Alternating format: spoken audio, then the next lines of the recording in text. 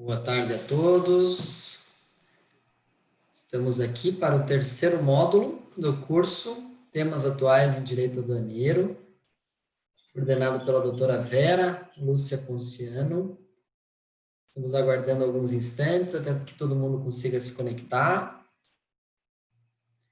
Eu sou Rafael, sou da seção de capacitação e é uma alegria contar aqui com pessoas das 4 seccionais da 4ª região, né? Nós temos pessoas aqui do TRF4, do Paraná, Santa Catarina e Rio Grande do Sul. A doutora Vera foi escolhida para ser a coordenadora desse curso. Ela é juíza federal da 6ª Vara Federal aqui de Curitiba. Ela já tem larga experiência na área, já escreveu vários artigos científicos, também tem participação em alguns livros da área. E o tema hoje da exposição dela será a retenção de mercadorias e os procedimentos especiais de controle aduaneiro. Doutora Vera, prazer contar aí com a coordenação da senhora no curso e passo a palavra à senhora. As perguntas hoje serão feitas pelo ícone Q&A e também serão feitas perguntas faladas. Então, se tem uma mãozinha que vocês enxergam ali embaixo, vocês podem apertar, daí na ordem de quem apertar, a doutora Vera vai abrir ao final da exposição dela, que tem tempo estimado de 1 hora, para as perguntas. Ok? Bom evento a todos, então. Doutora Vera, passo a palavra para a senhora. Obrigada, Rafael. Boa tarde a todos e a todas. Cumprimento a todos e todas que estão nos assistindo, desembargadores, juízes, servidores da Justiça Federal, servidores da Receita Federal, também do TRF4 da 4ª região. Então, dando prosseguimento a esse curso sobre direito aduaneiro, hoje nós vamos falar sobre retenção de mercadorias na importação e também sobre procedimentos especiais de controle aduaneiro. Eu vou passar uns slides sobre os dois temas que não se esgotarão nesse tempo, porque são muito extensos e eu fiz um apanhado geral dos dois, atualizado pela jurisprudência, porque doutrina, infelizmente, nós temos muita pouca coisa sobre o assunto. Espero, com essa exposição, poder colaborar para disseminação do conhecimento do direito aduaneiro, do estudo dele, que carece de uma maior sistematização. Não é, como eu já mencionei, igualmente ao processo civil, que tem tantos livros e tantos artigos. Nós começaremos sobre a retenção de mercadorias na importação e, especialmente, analisando essa última decisão do STF no recurso extraordinário 1090/591, que fixou esse tema 1042. O nosso tempo é 1 hora e 30 minutos. Procurarei deixar um bom tempo para as perguntas, mas já adianto que, tratando-se de dois temas que têm uma certa vinculação entre eles, acredito que em 1 hora e 10 minutos, no máximo, eu deva concluir a exposição. Então, retenção de mercadorias na importação. É uma medida aplicada pela Receita Federal, então nós vamos procurar na legislação onde que existe essa autorização legal para retenção. E por que retenção e apreensão? Porque a súmula 323, que foi muito utilizada, que é muito utilizada, para afastar essa retenção, ela menciona o termo apreensão.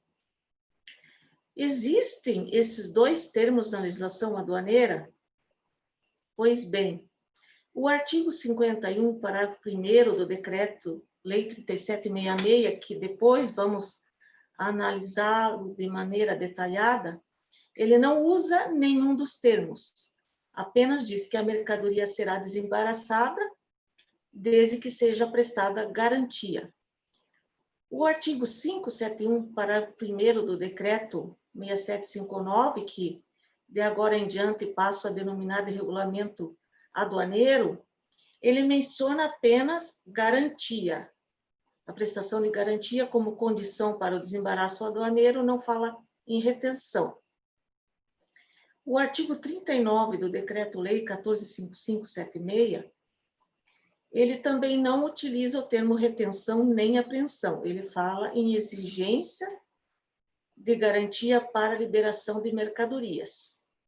Só fazendo um parênteses aqui, os dois decretos-leis, eles foram recepcionados pela Constituição com conteúdo de lei ordinária. O 3766, ele tem conteúdo de lei complementar quando ele dispõe sobre normas gerais de direito tributário, conforme já decidiu o STF. O artigo 7º da Lei 9.019, que não trata de crédito tributário, mas de recolhimento de direitos antidumping e compensatórios, ele também fala em condição para o desembaraço aduaneiro, mas não usa nenhum dos termos. O termo correspondente à retenção está no artigo 68 da medida provisória 2158, quando ele fala que a mercadoria será retida naquelas hipóteses em que a analisação, a previsão de aplicação de pena de perdimento. O artigo 80 também, inciso 2º, fala na exigência de prestação de garantia para a entrega das mercadorias. O regulamento aduaneiro, ele usa o termo retenção em vários dispositivos quando se refere à pena de perdimento e também prevê a exigência de garantia. O termo apreensão, ele é utilizado nos artigos 131 e 165 do regulamento aduaneiro, também se referindo à hipótese de pena de perdimento de mercadoria ou de veículo. Então, parece que o termo apreensão, ele deveria ser utilizado quando se tratasse de um ato ilícito, pena de perdimento, por exemplo, e retenção quando se referisse à exigência de diferença de tributos, por exemplo. Mas não é isso que a legislação fez. Ou omite a palavra retenção, ou usa retida, apreensão, mas naquelas hipóteses em que diz se exige a garantia como condição para o desembaraço aduaneiro, significa o seguinte: se não recolher a diferença de tributos e não prestar a garantia, a mercadoria vai ficar retida. Então, aí está a previsão implicitamente da retenção. Essa retenção de mercadorias é uma medida cautelar. E ela ocorre, essa retenção, em 4 hipóteses que eu fiz um levantamento e identifiquei na legislação. Se alguém tiver mais alguma hipótese, por favor, ao final, é só falar.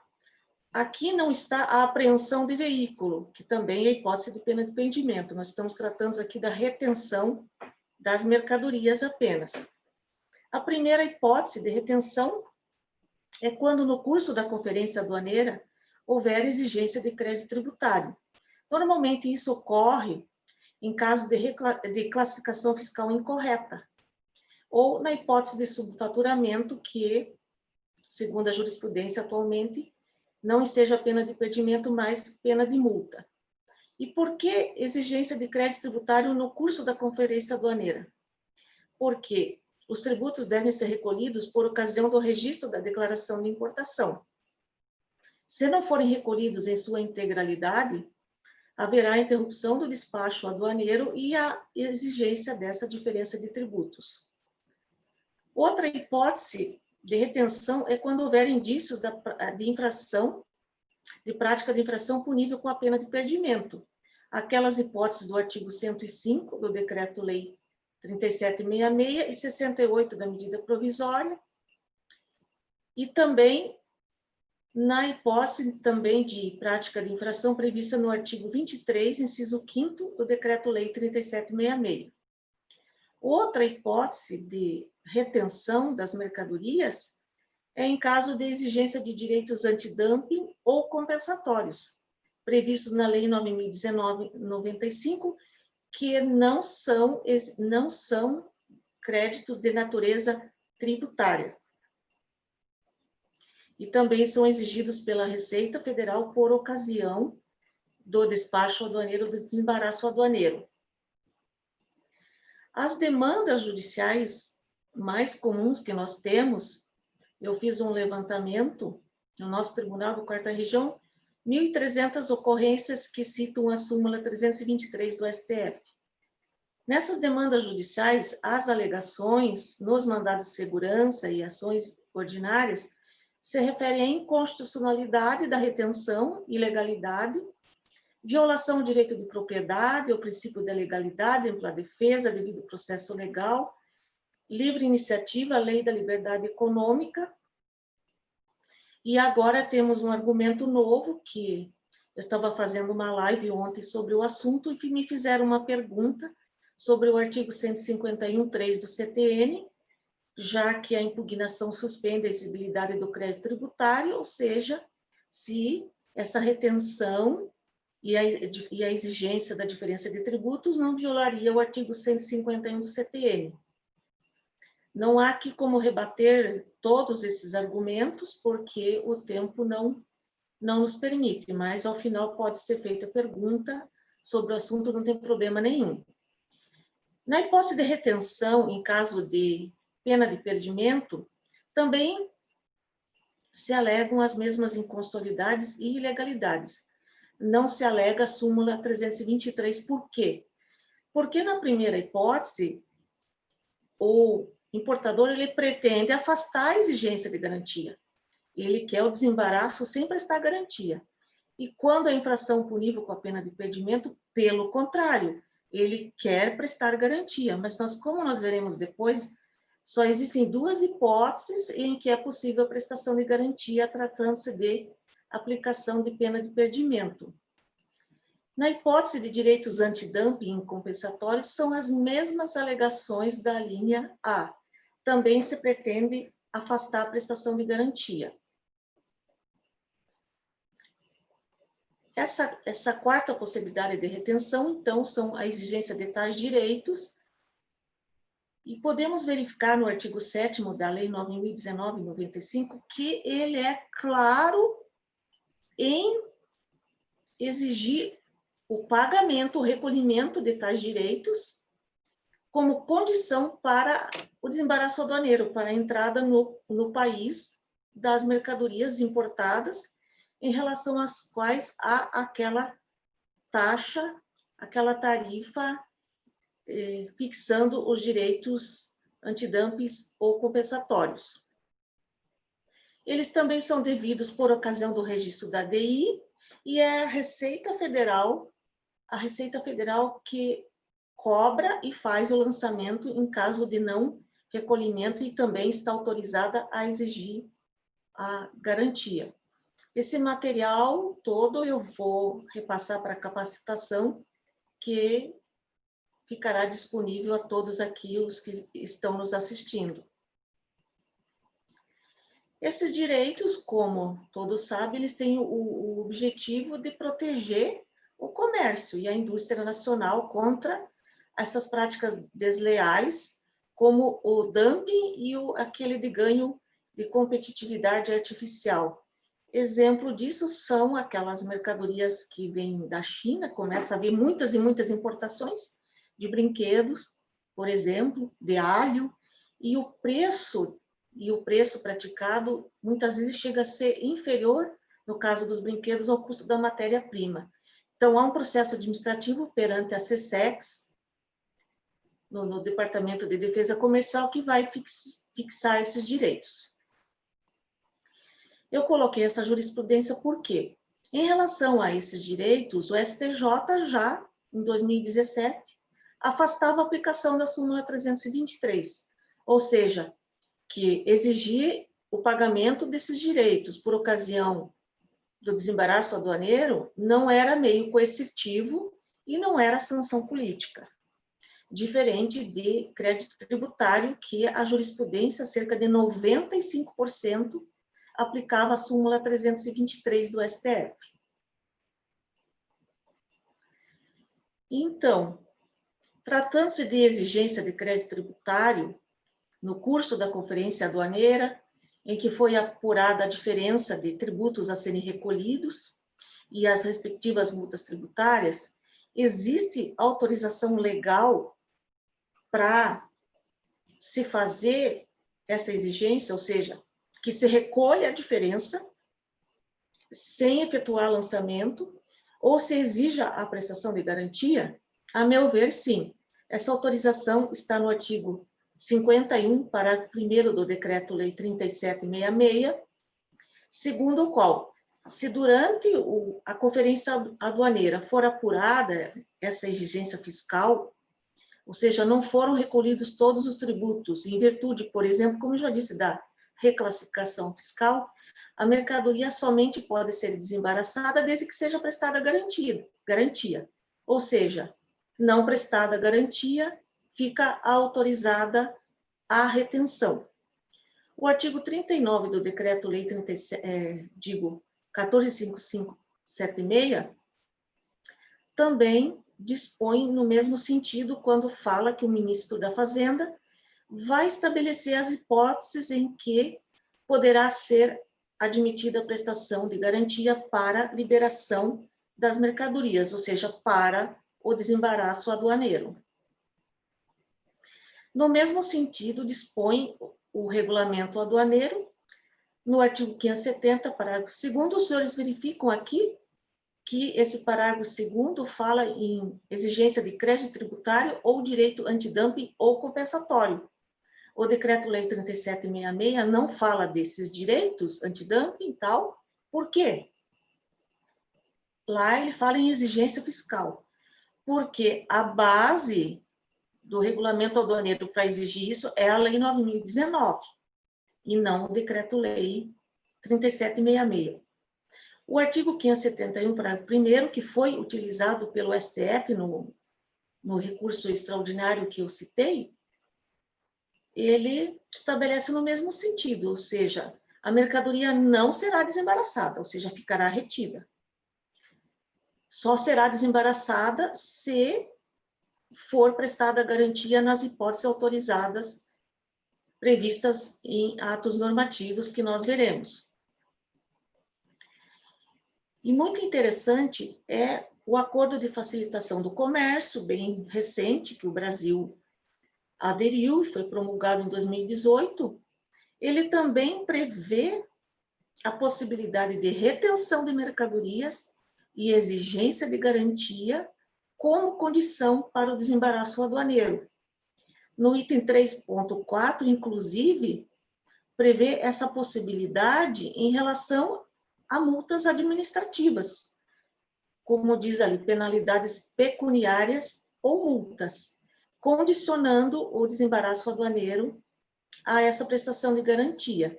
E esse acordo, esse tratado, ele está no mesmo plano de validade e eficácia da legislação ordinária. A Instrução Normativa 680 de 2006 também dispõe no mesmo sentido dos decretos-leis do regulamento aduaneiro. E a portaria do ministro da Fazenda de 1976, que está em vigor ainda, estabelece quais são as hipóteses de garantia: depósito em dinheiro, caução de títulos da dívida pública federal ou fiança bancária. Portanto, em caso de retenção de mercadorias em virtude da exigência de crédito tributário, o que o importador pode fazer? Ele pode efetuar o pagamento dessas diferenças de tributos e multas, e a mercadoria será desembaraçada. Se ele não pagar, não concordar, apresenta a manifestação de inconformidade. Em virtude disso, será lavrado o auto de infração pelo auditor fiscal com base na legislação, mas a mercadoria só será desembaraçada se houver a prestação de garantia equivalente ao valor aduaneiro. Já mencionei no que consiste essa garantia: depósito em dinheiro, caução de títulos da dívida pública ou fiança bancária.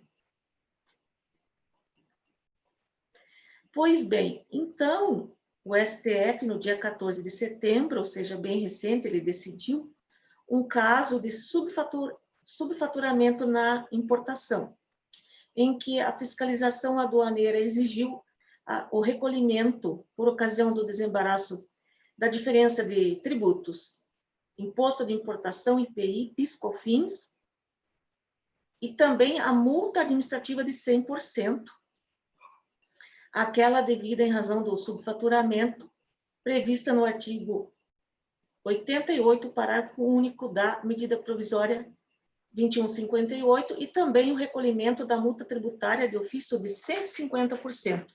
Ou seja, parece que em algumas situações, em caso de subfaturamento, era melhor para o importador que ficasse com a pena de perdimento, porque toda essa diferença de tributos e mais essa multa acaba não compensando na questão do preço praticado, no lucro que ele poderia oferir com a importação.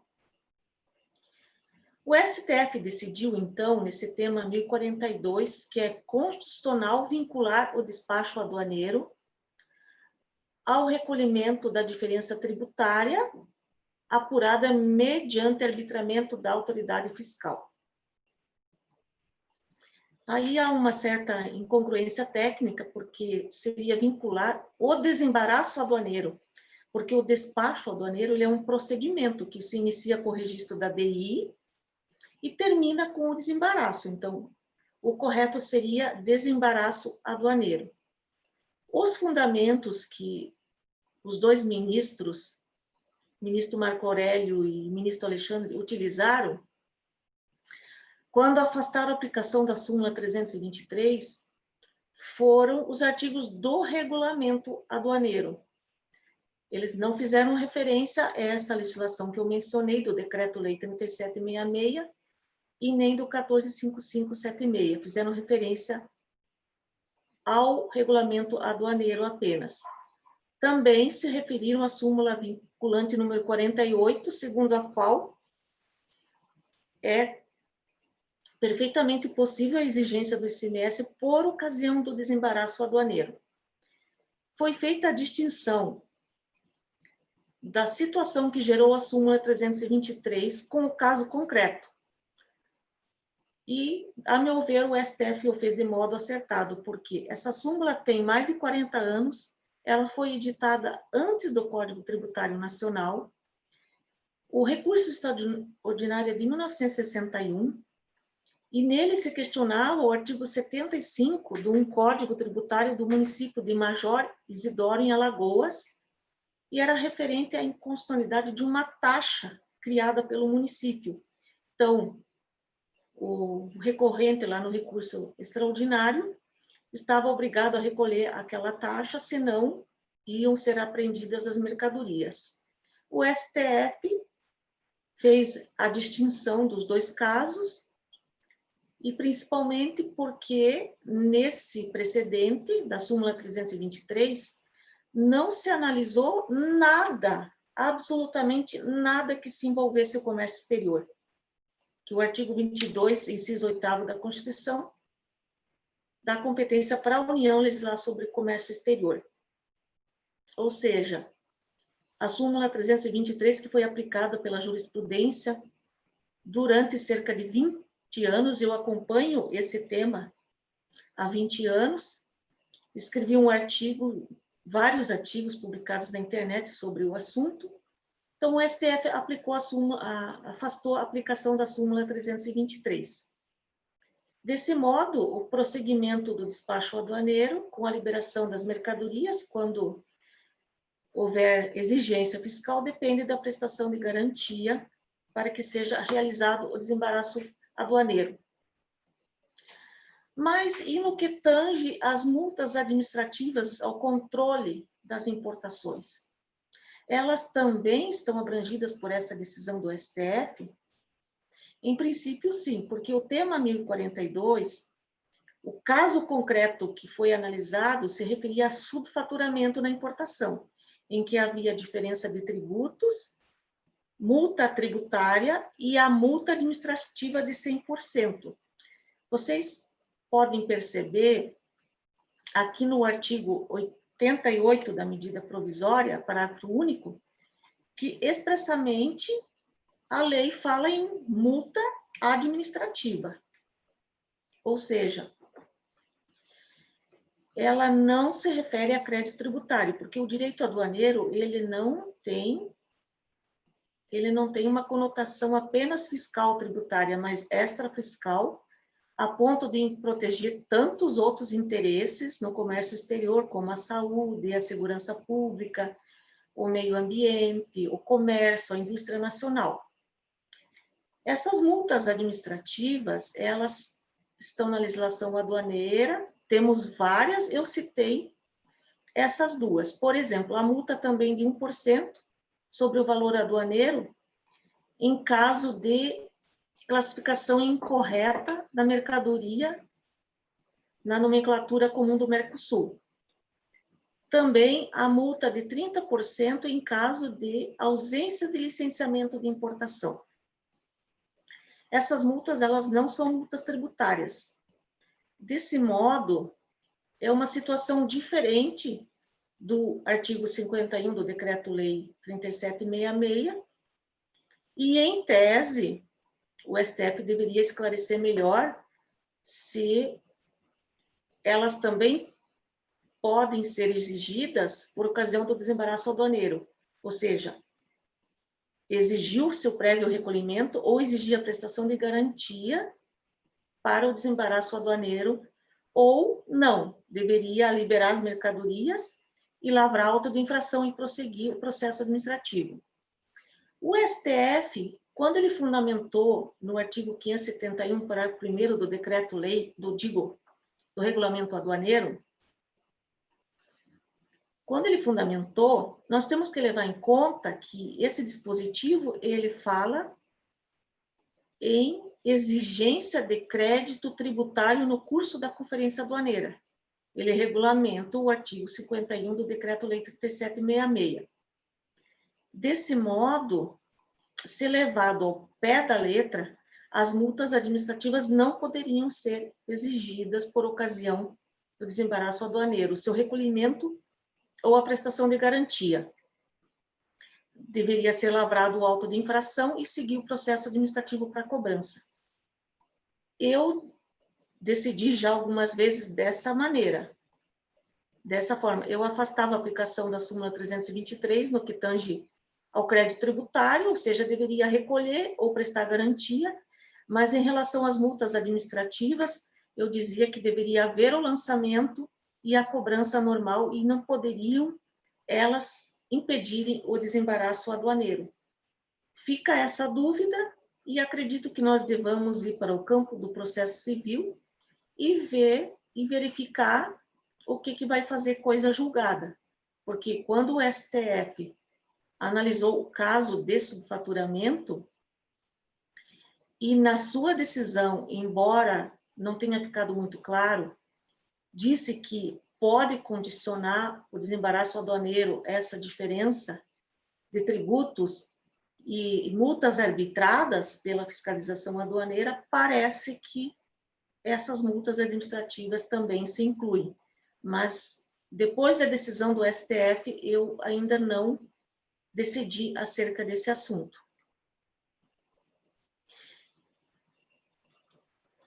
Essa é a exposição, né, sobre a retenção de mercadorias. Eu vou passar a analisar agora sobre os procedimentos especiais de controle aduaneiro. E, no final, os senhores podem perguntar acerca dos dois assuntos.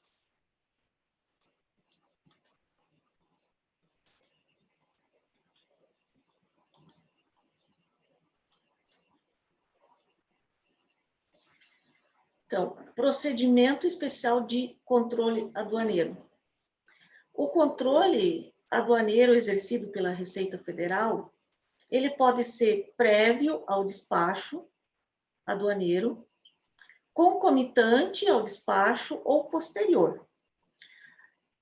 Essa especificação eu me servi de uma palestra que um auditor da Receita Federal, Remi de Ponta Grossa, fez para Imagens. Gostei muito dessa especificação dele, estou aqui fazendo a colinha. Prévio ao despacho ocorre quando? No procedimento de habilitação no radar Siscomex, previsto na Instrução Normativa 1603 de 2005. Só esse tema já dá um artigo. Eu escrevi um artigo sobre a habilitação do Siscomex, tem 30 laudas só sobre isso, com toda a legislação e toda a jurisprudência sobre o assunto, e ainda não foi publicado.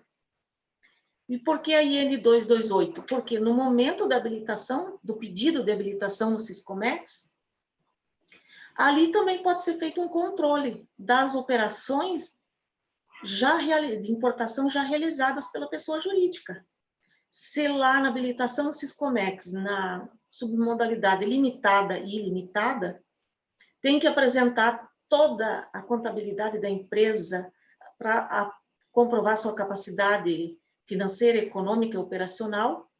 Obviamente que ali o auditor fiscal pode detectar que foi praticada a ocultação do sujeito passivo, por exemplo. Então, nesse controle prévio ao despacho, na habilitação, pode ser instaurado um PECA, um procedimento especial em decorrência disso.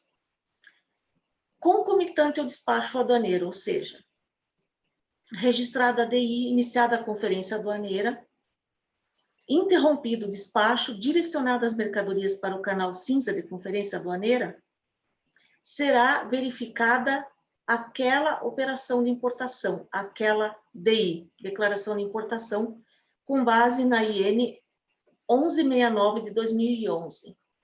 Posterior ao despacho, também é aplicado o procedimento especial, aquele previsto na IN 228 de 2002. Ou seja, as mercadorias já foram desembaraçadas, já até muitas vezes foram consumidas ou revendidas, e há uma fiscalização na empresa, e é verificado que houve ocultação do sujeito passivo, do real comprador, ou interposição fraudulenta, então, posteriormente ao despacho. Então, esse procedimento especial, ele é instaurado antes ou depois, durante ou depois do despacho aduaneiro, para apurar fraudes ilícitos nas operações de comércio exterior, e o objetivo é investigar qualquer infração cuja penalidade prevista na legislação é a pena de perdimento. Não se assuste aqui com a minha caneca do Grêmio, viu? Sei que tem muito gaúcho assistindo, mas também tem gaúcho colorado assistindo, provavelmente. Quais são essas situações legais em que ocorre a instauração do procedimento especial de controle aduaneiro? Nós sabemos que existem na importação quatro canais de conferência aduaneira: o verde, amarelo, vermelho e cinza.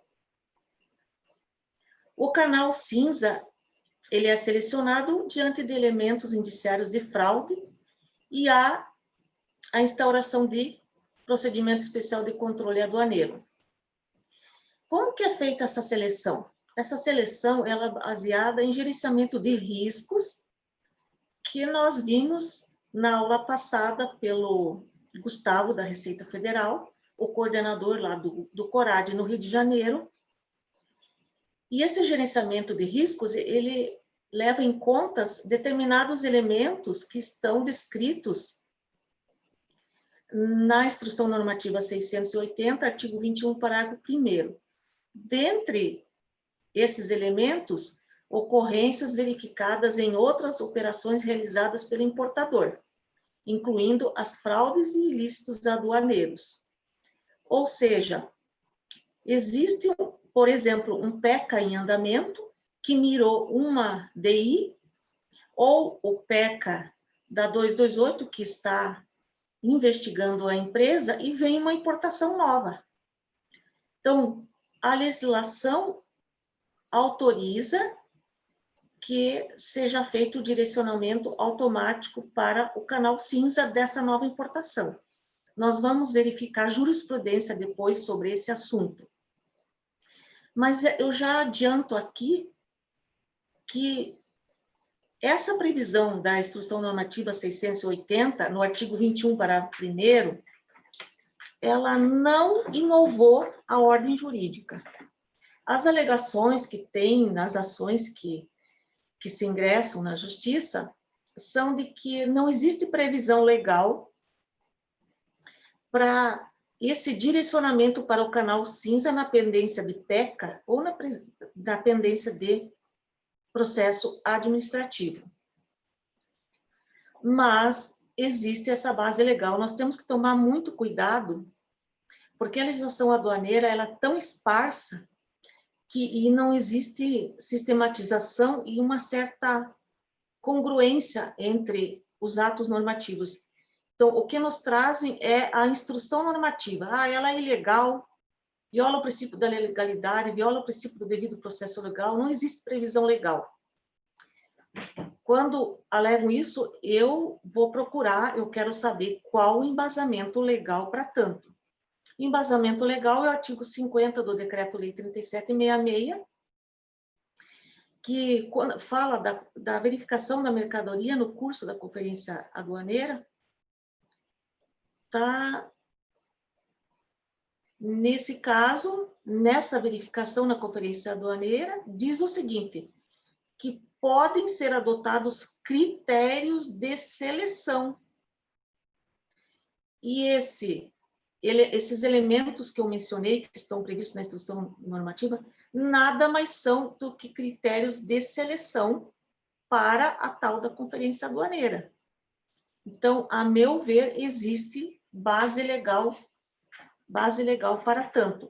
Inclusive, até hoje, essa IN é de 2006, não foi declarada a sua ilegalidade no que tange a essa exigência, a essa seleção. Qual a legislação que ampara a instauração de PECA? O artigo 53 do Decreto-Lei 3766 estabelece que o ministro da Fazenda pode autorizar a adoção de procedimentos especiais com relação à mercadoria introduzida no país sob fundada suspeita de ilegalidade. E o artigo 68, também da medida provisória 2158, de 2001, também, no parágrafo único, autoriza a instauração do procedimento especial.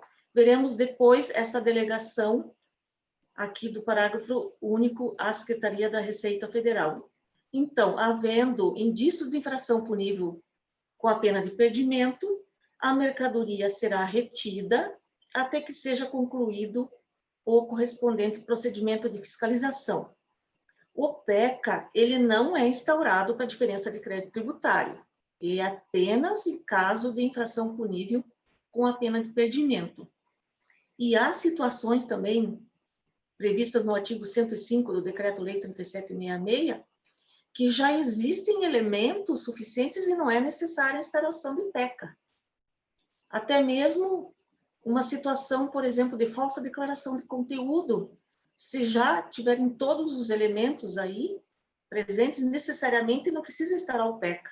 Pode já, de imediato, instaurar o processo administrativo, lavrar auto de infração e dar o devido seguimento. A mesma medida provisória, no artigo 80, autoriza a Receita Federal a estabelecer requisitos e condições para as situações daquela importação por conta em ordem de terceiro ou exportação também, e autoriza a Receita Federal a exigir prestação de garantia quando o valor das importações for incompatível com o capital social ou patrimônio líquido do importador ou do adquirente, ou seja, nas hipóteses em que a pessoa jurídica não comprovar, não tiver capacidade financeira para promover as operações de comércio exterior. Então, o artigo 68, parágrafo único da medida provisória, e o 80, delegaram à Receita Federal o seguinte: o estabelecimento de situações em que será instaurado procedimento especial. O prazo máximo de retenção das mercadorias, que significa o prazo de conclusão do PECA, que nós veremos depois, que é 90 mais 90 dias. As hipóteses em que se admite a prestação de garantia, tratando-se de casos de pena de perdimento. Os requisitos para as operações por conta e ordem de terceiros. E a exigência de garantia na hipótese do inciso 2 do artigo 80. Então, quando vierem dizer a Receita Federal aqui está extrapolando o comando legal, não existe previsão para tanto, para isso, para instaurar PECA, existe sim, conforme nós mencionamos.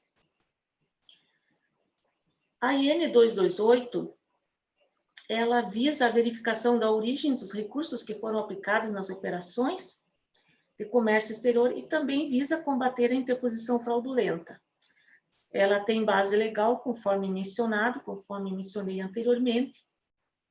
E a IN 1169, ela se aplica a toda a operação de importação ou exportação, sobre as quais recaia a suspeita de infração punível com a pena de perdimento, e são aquelas hipóteses do artigo 105 do Decreto-Lei 3766 e 23 e 24 do outro decreto-lei, e também com base na medida provisória 2158 e no regulamento aduaneiro. Desse modo, esses dois procedimentos especiais, essas duas instruções normativas, elas têm base legal ou não? É atendido o princípio da legalidade e também o princípio do devido processo legal? Sim, porque existe previsão nos decretos-leis, que tem conteúdo de lei ordinária, e também na medida provisória, que também está no mesmo plano da lei ordinária. A Instrução Normativa 1169, ela estabelece as hipóteses em que será instaurado o PECA.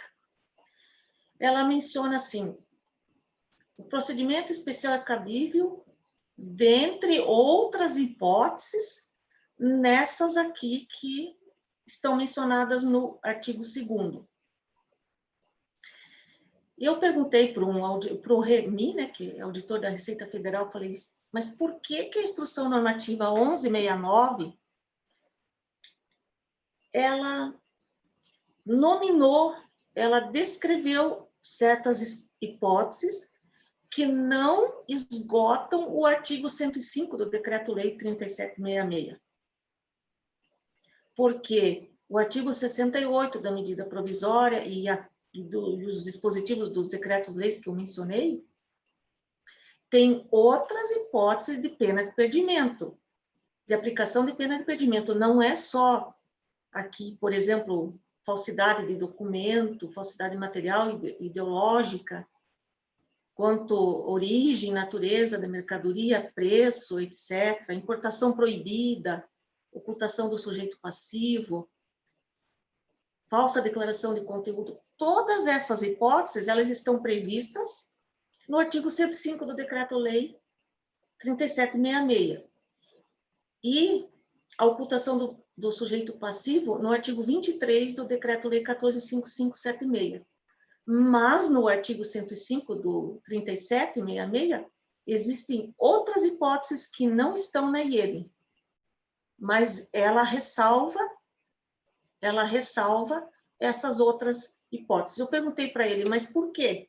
Ele falou, não sei, porque quem fez a instrução normativa, o grupo que elaborou a instrução normativa, quis assim e não elencou as outras hipóteses que estão no decreto-lei, mas também não excluiu, obviamente, o que é correto.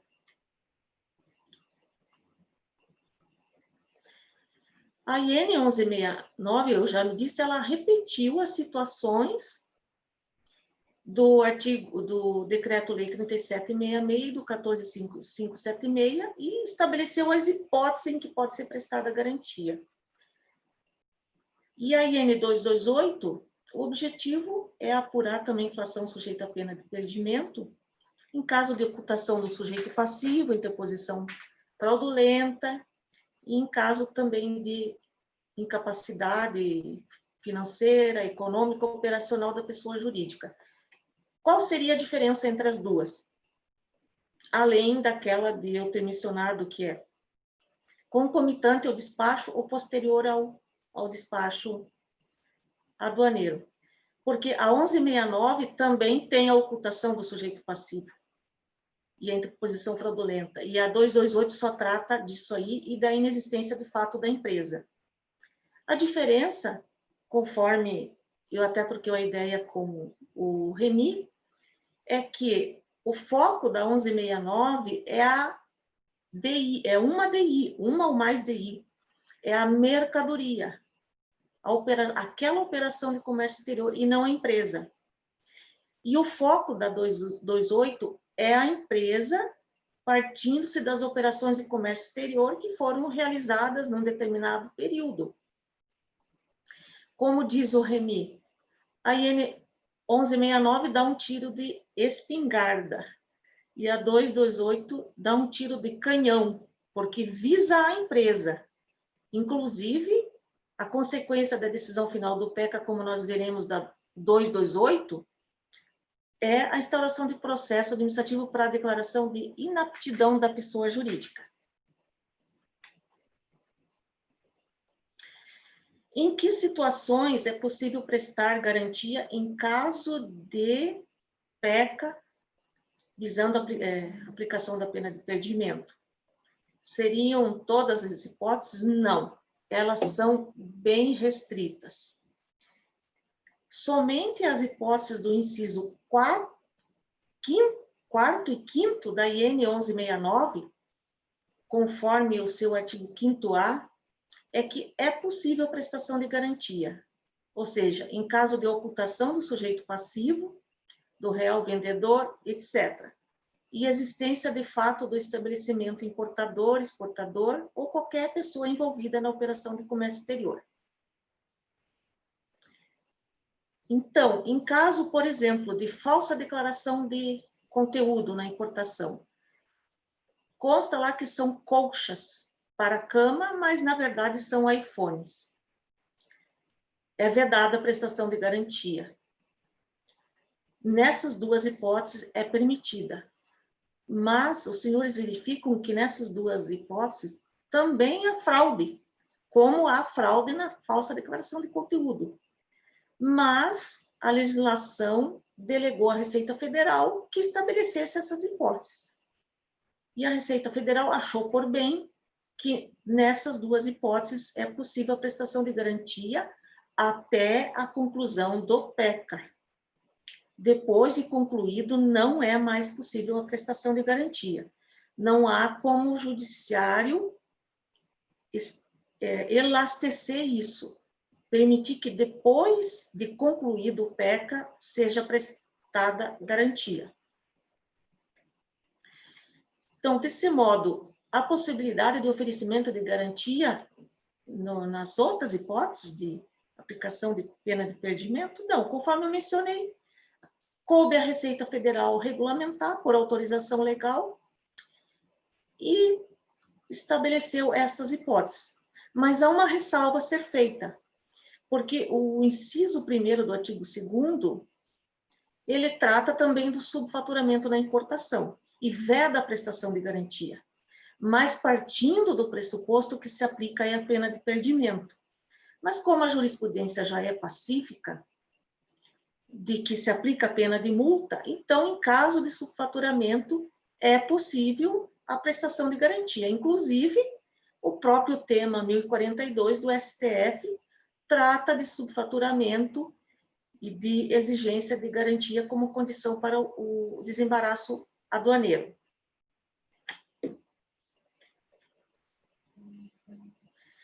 O PECA, ele tem um rito. Se inicia com um termo de distribuição, consciência da pessoa jurídica ou física fiscalizada. Nesse termo devem conter as irregularidades que motivaram a instauração, quais são as mercadorias ou declarações que são objeto do procedimento. Nesse termo de início, não é preciso ter uma fundamentação expressa como uma decisão, mas deve ser informada a situação de fato e os dispositivos legais que ampararam a fiscalização. Ou seja, não basta dizer assim, há indícios de ocultação do sujeito passivo, repetir o que consta na lei ou nas instruções normativas. É preciso, mais ou menos, descrever qual seria essa situação de fato que ampara a instauração do PECA. Temos essa jurisprudência do nosso tribunal, que também eu cito outra depois, sobre o assunto. Lavrado esse termo de início, o importador interessado vai ser intimado para apresentar documentos ou esclarecimentos no prazo de 20 dias. As duas instruções normativas especificam quais são esses documentos que podem ser exigidos. São uma séries de documentos. Essa investigação, nesse momento, ela é ampla, devendo ser apresentada toda essa documentação. É possível que haja uma ampliação da investigação, por exemplo, se instaura no curso de despacho aduaneiro o PECA baseado na IN 1169. Mas, devido à documentação que foi apresentada, se verifica que outras importações passadas também houve a prática de ilícito, interposição fraudulenta, etc. É possível ampliar? Sim, é possível. A IN 1169 autoriza isso nos artigos 4º e 8º, ou seja, que seja instaurado outro PECA, aquele baseado na IN 228, que vai visar essas outras operações e vai visar a própria capacidade financeira, operacional e econômica da empresa. Se não forem apresentados os documentos, há uma conclusão sumária do PECA. Aqui nós voltamos na questão daquele direcionamento automático para o canal cinza, baseado nos critérios de seleção, ou seja, existe um PECA em andamento e a nova importação, uma posterior, ela automaticamente é direcionada para o canal cinza de conferência aduaneira. Essa decisão do tribunal de 2016 disse que não era possível, que a existência de um processo anterior automaticamente não induz ao outro PECA ou ao canal cinza, a não ser que nessa nova importação se demonstre elementos indiciários de fraude. Só que, para verificar isso, é preciso ir para o canal cinza e é preciso instaurar o PECA. E as mercadorias, obviamente, ficarão retidas. Mas também tem um entendimento em sentido contrário do nosso tribunal também, dizendo que a fiscalização aduaneira, com base nos critérios, aqueles critérios que eu mencionei da IN 680, pode direcionar, tem a discricionariedade na seleção do canal de conferência aduaneira. É uma espécie de uma discricionariedade técnica do auditor, que ele consulta o radar, vê as importações, vê que tem PECA em andamento e direciona, faz essa seleção para o canal cinza de conferência.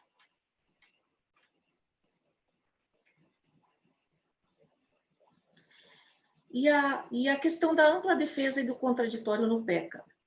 Não há propriamente, porque não é um processo administrativo propriamente dito. É um procedimento investigatório. É uma fase inquisitorial. E temos aí jurisprudência do nosso tribunal, do atual ministro Joel, do STJ, em que afirma que é uma fase inquisitorial que corresponde a um pré-lançamento, em que se vai investigar a operação de importação e, concluindo no PECA que há indícios de pena de impedimento, aí sim é lavrado o auto de infração e instaurado o processo administrativo por meio do qual serão garantidos o contraditório e a ampla defesa. Aqui, novamente, a questão da situação de fato que eu mencionei anteriormente, ou seja, que no termo inicial do PECA é necessário que seja apontada a situação de fato que ensejou aquela fiscalização, não bastando a mera citação do dispositivo legal aplicável ao caso que se relaciona à suspeita de infração. O prazo para conclusão do PECA é de 90 dias mais 90, ou seja, 180 desde que seja devidamente justificado pela autoridade aduaneira. E se o prazo for extrapolado sem justificativa ou sem o importador dar causa, por quê? O importador pode dar causa a um PECA que pode durar mais de um ano, porque ele não apresenta a documentação necessária. Ou seja, não apresenta ou não apresenta de maneira suficiente. Eu já vi casos que tinha 5 intimações da Receita Federal. É claro que vai ser extrapolado o prazo. Nesse caso, não há como liberar as mercadorias, porque o prazo durante essas intimações, esse prazo para cumprimento, ele está suspenso. Mas se por acaso for extrapolado por culpa da administração, digamos, carência de servidores, greve, eu entendo que é cabível a liberação das mercadorias, mas não a extinção do PECA. Libera as mercadorias porque está prejudicando o desenvolvimento da empresa e prossegue o PECA normalmente, porque é como dizer que o juiz tem que proferir sentença no prazo de 10 dias, então se ele não proferir em 10 dias, depois não profere mais. Não é bem assim, o PECA prossegue normalmente. Daí nós temos a decisão final do PECA, a IN 228 e a 1169, mencionam que, concluído o procedimento, será proposta a aplicação da pena de impedimento e lavrado o auto de infração. A IN 228, ela aplica a pena de impedimento, mas é uma impropriedade técnica.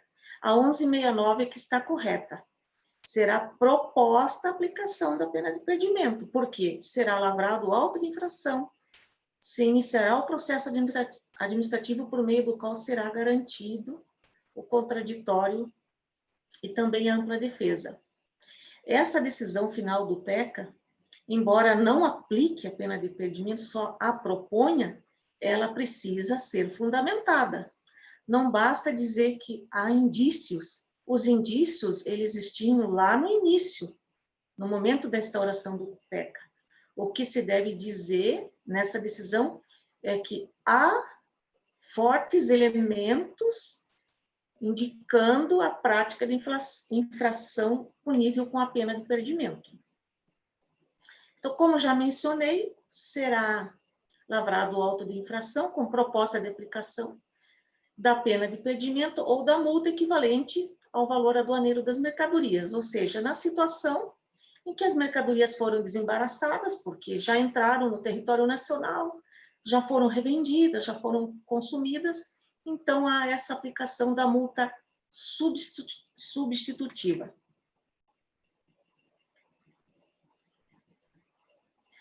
Na decisão final do PECA previsto na IN 228, havendo a proposta de aplicação da pena de impedimento, também será instaurado o processo administrativo para a declaração de inaptidão no CNPJ, com base no artigo 81 da Lei 9430 de 96.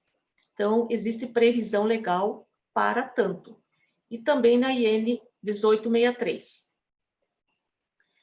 Ocorre que, nessa decisão do PECA, e assim instaurado o processo administrativo da inaptidão, a Receita Federal, em muitas situações, suspende já cautelarmente a inscrição no CNPJ.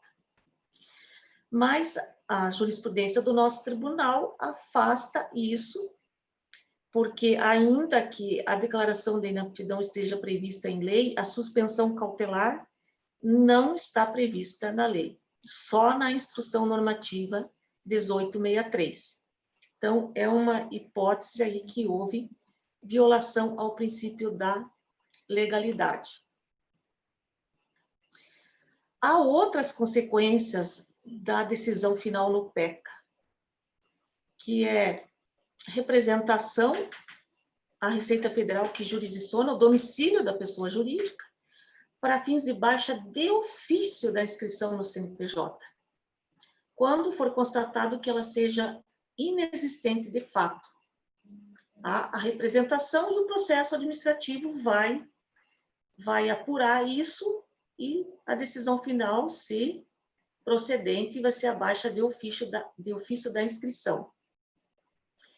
Concluído o PECA, previsto na IN 228, também é aplicada a multa de que trata o artigo 33 da Lei 11.488 ao importador ostensivo, que é uma situação diferente do artigo 23, que se trata da pena de perdimento. Mas essa multa também será lavrado auto de infração e se possibilitará o exercício do contraditório e da ampla defesa. Ela não é aplicada no PECA, não é exigível naquele momento.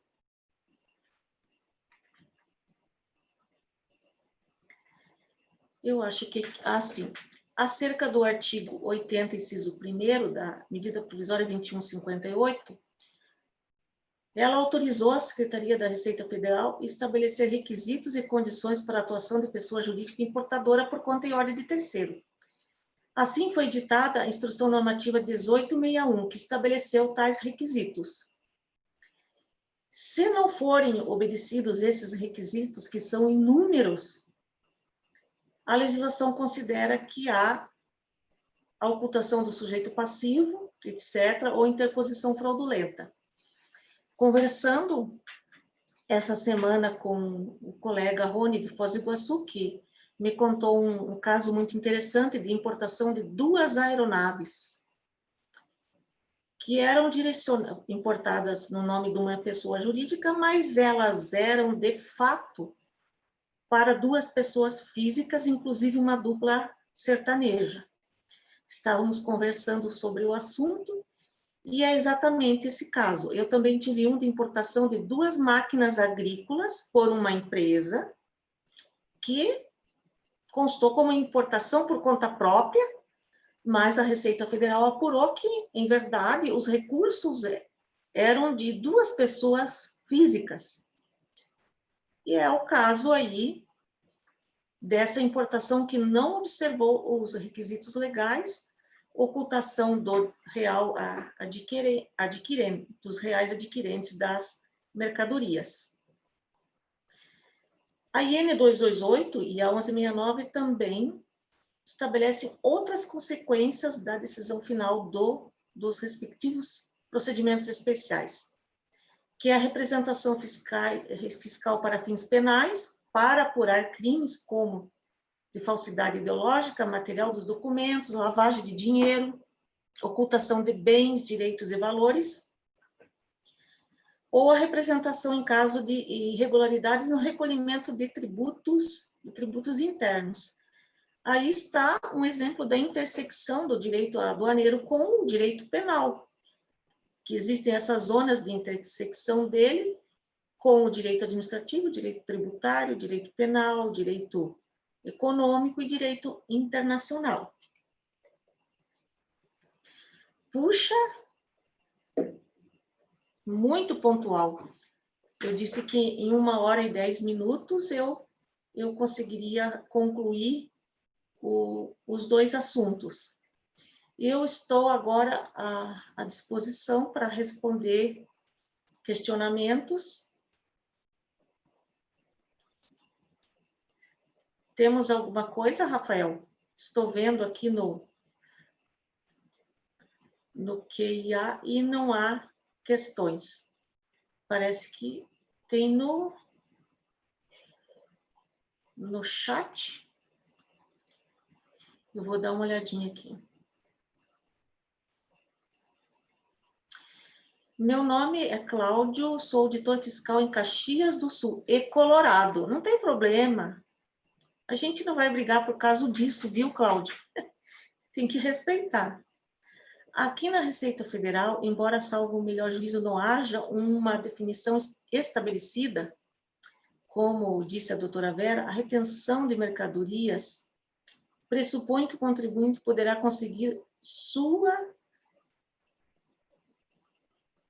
liberação depois de atender algum questionamento, comprovar situação regular ou cumprir alguma exigência.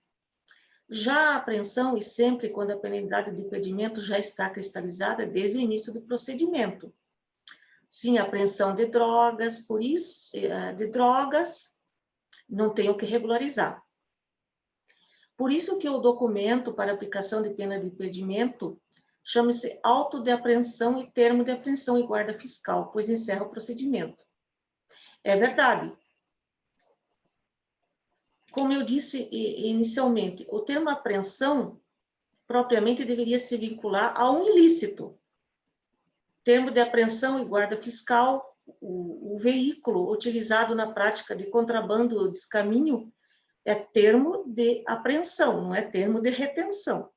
Então, a retenção, está correto aqui o que ele falou, a retenção seria quando há uma exigência documental, diferença de tributos, algumas multas, em que não há um ilícito, por exemplo, uma penalidade sujeita, uma infração sujeita à pena de perdimento.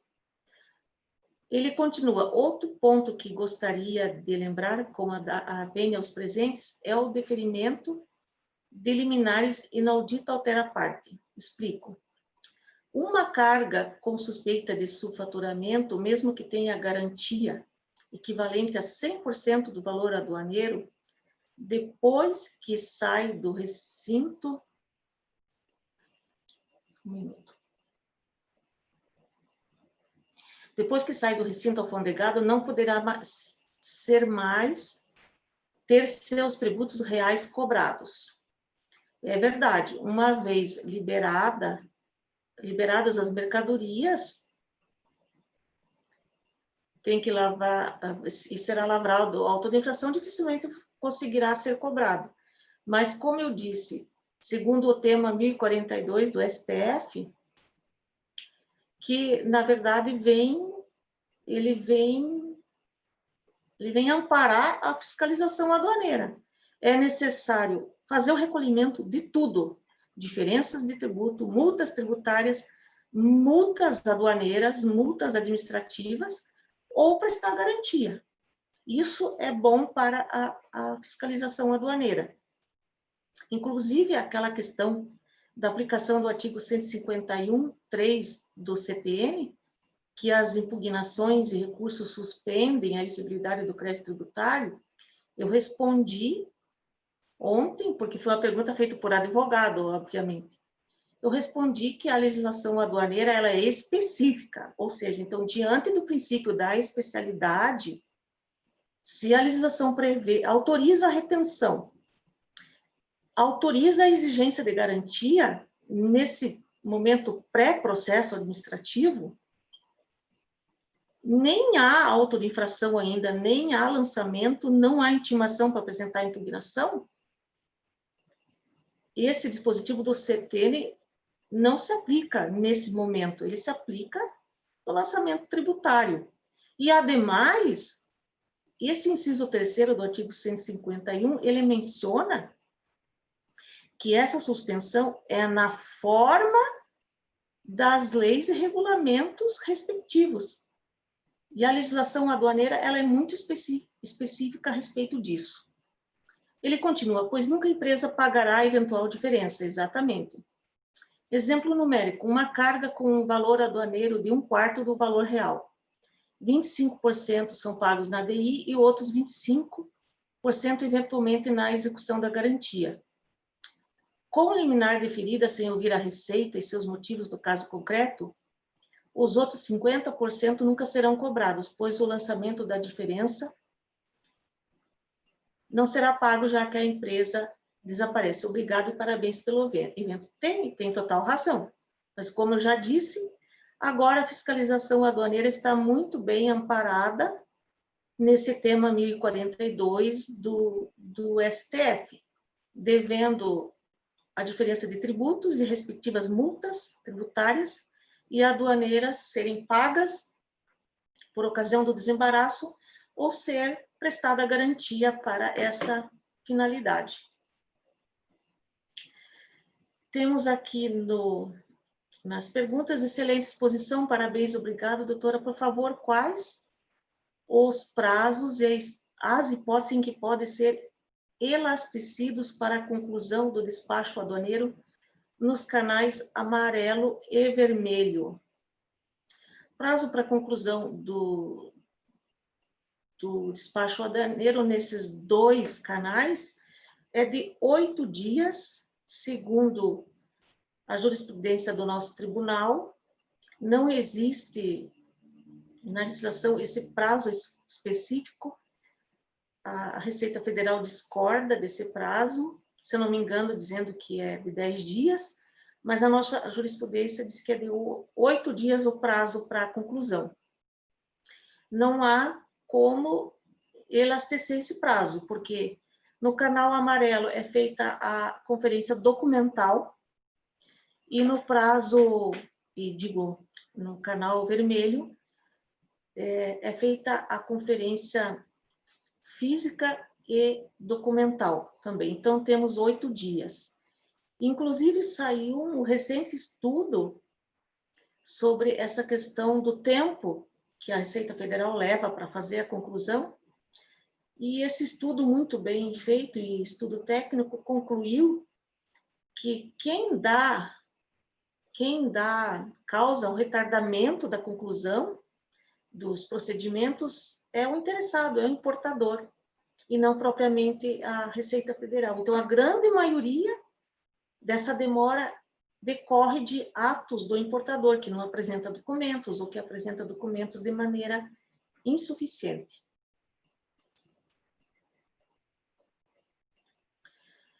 Então, não temos mais nenhum questionamento. Deixa eu ver se tem no chat também. Não havendo mais perguntas, eu agradeço a participação de todos. Aqui temos 60 participantes. Agradeço a participação do pessoal da Receita Federal, que é muito importante nós conversarmos sobre isso sempre, com o intuito de termos uma melhor fiscalização, porque sabemos que cerca de 90% das importações, elas não são fiscalizadas. Me corrijam, por favor, se não é isso mesmo.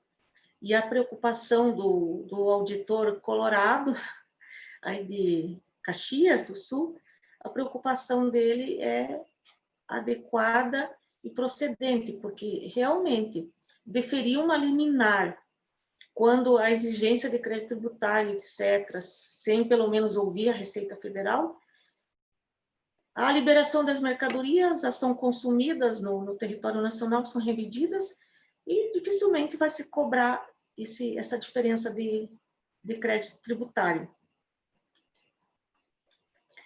Amanhã, eu farei as perguntas hoje, o Rafael encaminha até amanhã para vocês responderem 5 perguntas, e amanhã nos encontramos aqui para falar sobre a tão conhecida pena de perdimento de mercadorias, de veículos e pena de perdimento de moeda. Um abraço a todos e até amanhã.